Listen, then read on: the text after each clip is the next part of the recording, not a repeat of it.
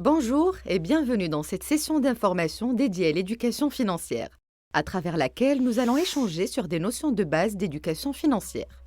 Tout d'abord, pourquoi est-il important de développer ces aptitudes financières? Dans notre vie de tous les jours, nous sommes régulièrement amenés à prendre des décisions financières. Elles peuvent être simples, acheter un repas à midi, des vêtements, ou complexes, acheter un bien, développer son épargne, utiliser l'argent, prendre un crédit, se lancer dans un projet professionnel.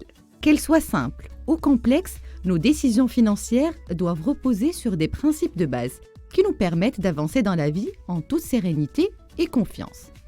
D'où la relation entre la gestion de ses finances et son bien-être en général. Dans cette première partie, nous allons voir les objectifs financiers. Pourquoi et comment les définir? Regardons ensemble les rêves de cette famille. Le couple, les parents, qui rêvent d'acquérir un logement. Leur fils Adam, qui veut développer sa formation et s'inscrire dans des cours du soir en dessin industriel. Et leur fils Amine, qui souhaite acheter le dernier smartphone sur le marché. Et vous, quels sont vos rêves? Prenez un instant pour y penser.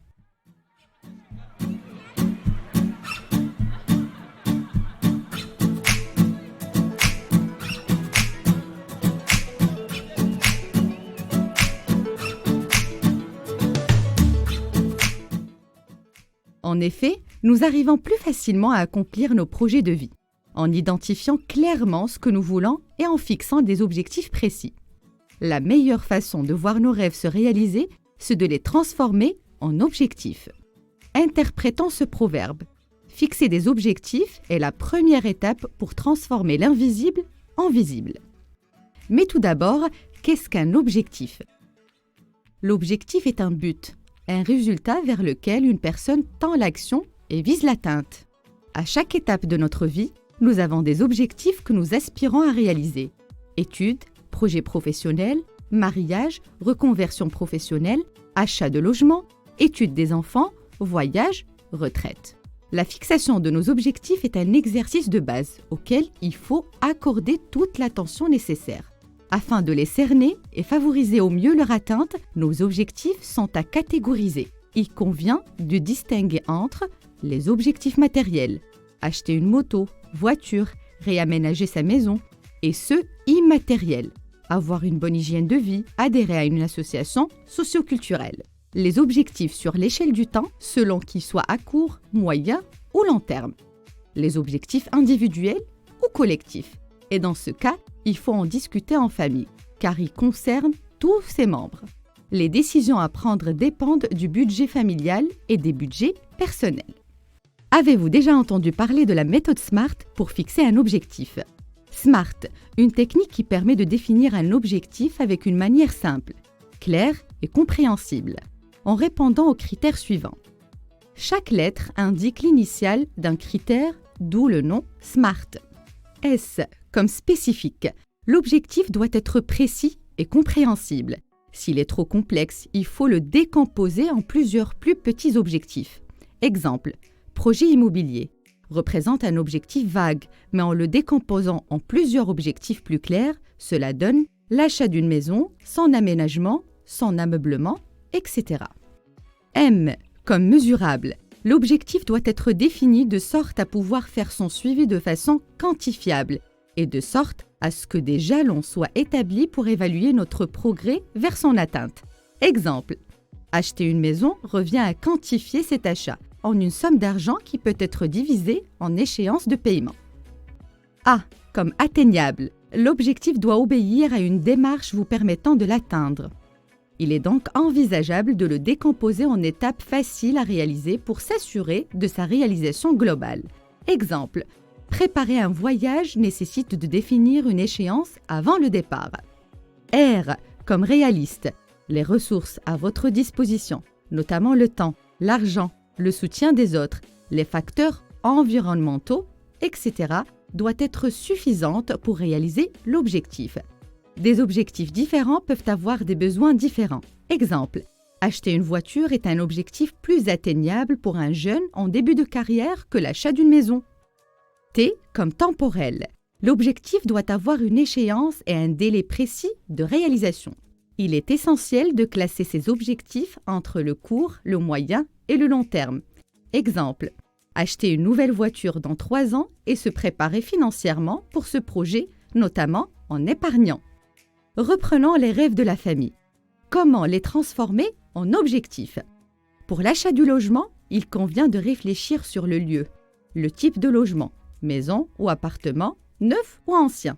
Se faire une idée sur les prix et de la manière d'achat. Un crédit sera-t-il possible? Si oui, dans quelles conditions? Un apport personnel à prévoir? L'achat d'un logement est un objectif commun à la famille et sur le long terme. Pour le financement des cours du soir d'Adam, en effet, compléter sa formation avec des cours en dessin industriel est coûteux. En faisant le calcul, Adam pourra financer cette formation en utilisant une partie de son argent de poche qu'il a pu économiser et en travaillant le week-end. Suivre ces cours est un objectif personnel, sur le moyen terme que Adam souhaite prendre en charge en tenant compte de l'engagement de ses parents dans le financement de la maison familiale. Pour l'achat du smartphone, il faudra voir les prix sur le marché compte tenu des fonctionnalités de l'appareil, la marque et la version. L'achat d'un smartphone est un objectif personnel que Amine rêve d'atteindre rapidement. Dans cette partie, nous allons apprendre à établir un budget. Mais avant, il convient de distinguer entre deux notions, besoin et envie. Selon Larousse, le besoin est une exigence née d'un sentiment de manque, de privation de quelque chose qui est nécessaire à la vie ou à l'existence. Un besoin est une exigence de la vie, se nourrir, se vêtir, se couvrir. Les besoins sont naturels et nécessaires. Toujours selon Larousse, l'envie est un désir d'avoir ou de faire quelque chose. Vivre, c'est aller au-delà de ses besoins vitaux fondamentaux. C'est là que le désir entre en scène. Le désir est un appel intérieur qui nous demande d'atteindre quelque chose que l'on n'a pas. Quelque chose de superflu, non nécessaire à notre survie, mais qui, pense-t-on, nous apportera du plaisir. Pour distinguer facilement entre un besoin et une envie, nous pouvons poser la question suivante. Pouvons-nous nous en passer? Si la réponse est non, donc c'est un besoin. Si la réponse est oui, c'est une envie. Un extra, ne pas l'avoir, ne nous mettra pas en danger. Interprétons maintenant cette citation de Dave Ramsey. A budget is telling your money where to go instead of wondering where it went. En effet, un budget nous permet de tracer nos dépenses et donc nos sorties d'argent, au lieu de se demander à chaque fois où est parti notre argent. Mais qu'est-ce qu'un budget? Un budget est un outil qui permet à tout un chacun de gérer son argent et de contrôler sa situation financière sur une période donnée. Plus un budget est détaillé, plus il s'avère efficace comme outil. C'est ainsi que les revenus doivent être catégorisés en revenus fixes ou variables et les dépenses en dépenses nécessaires, besoins et en dépenses facultatives, envie. 3 étapes essentielles pour établir son budget. Recenser tous les revenus. Lister toutes les dépenses. Constituer une épargne. Avant de voir comment réaliser ces différents objectifs, il faut tout d'abord établir un budget, en comparant ses revenus et ses dépenses. Les revenus ou les entrées d'argent qui peuvent être sous forme de salaire, pension, rente, revenus fonciers.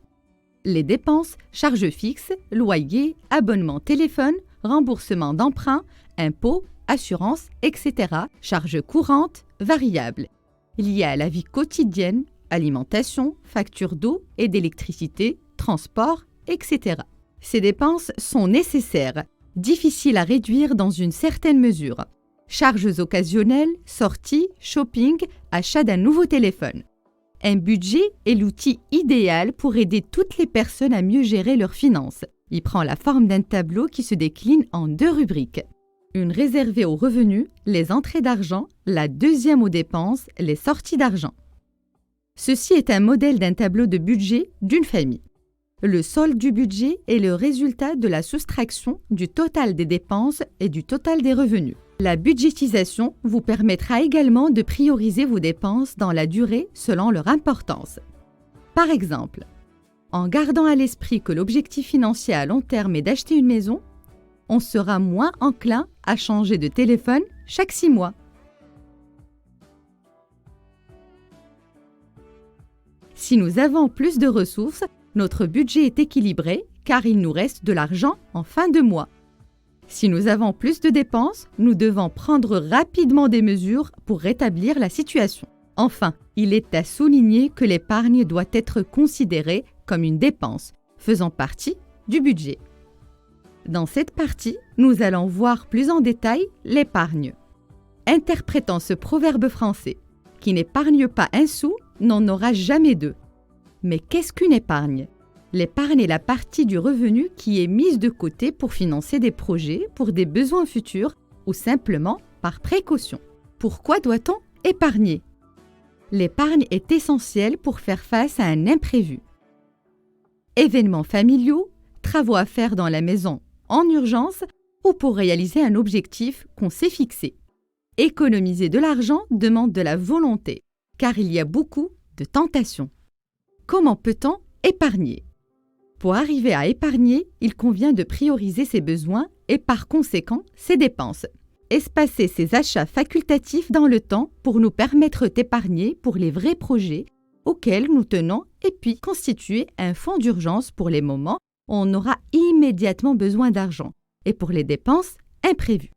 Interprétant cette citation de Warren Buffett, « N'épargne pas ce qui reste après avoir dépensé, mais dépense ce qui reste après avoir épargné. » Il nous arrive de faire face à un besoin urgent et imprévu dans notre planification budgétaire. Il nous arrive aussi d'avoir besoin d'investir dans un projet professionnel ou familial. Pour ce faire, nous pouvons recourir à nos fonds propres, épargne, vente d'un bien et ou un crédit. En effet, l'épargne peut être des fois insuffisante pour réaliser tous ces objectifs. Recourir au crédit peut être une solution. Avant d'opter pour un crédit, on peut essayer les solutions suivantes. Constituer une épargne pour financer la réalisation de son objectif. Prioriser ses dépenses. Réduire ou éliminer certaines dépenses facultatives liées à des envies. Et pourquoi pas chercher à augmenter ses revenus. Le choix de l'une ou l'autre source de financement dépend de plusieurs critères que nous devons étudier en toute lucidité, notamment l'urgence du financement, son montant et notre capacité de remboursement. Nous pouvons aussi combiner plusieurs sources de financement. Pour choisir la source de financement et le type de crédit qui nous convient, nous devons prendre le temps d'y réfléchir après s'être posé toutes les questions pour identifier les avantages et les inconvénients de chaque choix, selon notre situation. Avant d'opter pour un crédit, il convient de se poser les questions suivantes. Quelles sont les sources de crédit possibles? Famille, amis, banques, sociétés de financement, associations de microcrédit, etc. Quels sont les avantages et les inconvénients de chaque type de crédit? Risques, coûts, conditions ou autres. Quels sont les coûts pour chaque type de crédit? Taux d'intérêt, frais de dossier, assurance, etc. Comment choisir entre plusieurs types et formes de crédit? Selon notre situation, l'objet du crédit, crédit personnel, crédit à la consommation, le logement, la voiture et crédit professionnel, local, véhicule, matériel, fonctionnement. Lorsqu'on opte pour un crédit, on doit bien étudier toutes les caractéristiques du crédit pour choisir le plus adapté à notre situation et à l'objet du financement. Prévoir dans son budget le remboursement de son crédit tout en satisfaisant ses besoins vitaux. Éviter le surendettement en respectant ses capacités de remboursement. Petit rappel pour éviter de tomber dans une situation de vulnérabilité financière. Il est important d'étudier les différentes variables et choisir le produit de crédit le plus adapté à notre situation et notre capacité de remboursement. Le montant des mensualités et leur poids dans notre budget sont des critères importants dans notre décision. Les remboursements d'un crédit sont des dépenses essentielles dans notre budget. Les risques de la vie. Regardons ces exemples de risques liés à la vie quotidienne. Tomber malade, avoir un accident, subir des dégâts des eaux ou un incendie. Connaissez-vous d'autres risques? Au fait, dans notre quotidien, nous ne sommes jamais à l'abri d'incidents. Tomber malade, avoir un accident de voiture, subir un dégât des eaux ou un incendie chez soi. Si nous ne pouvons malheureusement pas être sûrs d'éviter ces incidents pareils, nous pouvons néanmoins souscrire à une assurance pour en réduire l'impact et les conséquences. Mais qu'est-ce qu'une assurance? L'assurance est un moyen qui permet aux individus comme aux entreprises de se prémunir contre divers risques. Elle aide à couvrir les frais liés à des imprévus comme un vol, une maladie ou des dommages matériels. Elle nous permet également de recevoir un revenu suite à une invalidité physique permanente liée à une maladie grave ou un accident. Il faut savoir que nous faisons tous face à des risques dans notre vie ainsi que notre famille. Contracter une assurance dépend de notre situation personnelle et de l'étape de vie à laquelle nous sommes. En effet, à chaque période de la vie, il y a des risques différents. L'assurance nous aide à faire face à chaque type de risque. Il existe une multitude d'assurances couvrant plusieurs types de risques. Certaines sont obligatoires, assurance automobile, alors que d'autres sont optionnelles mais restent fortement conseillées.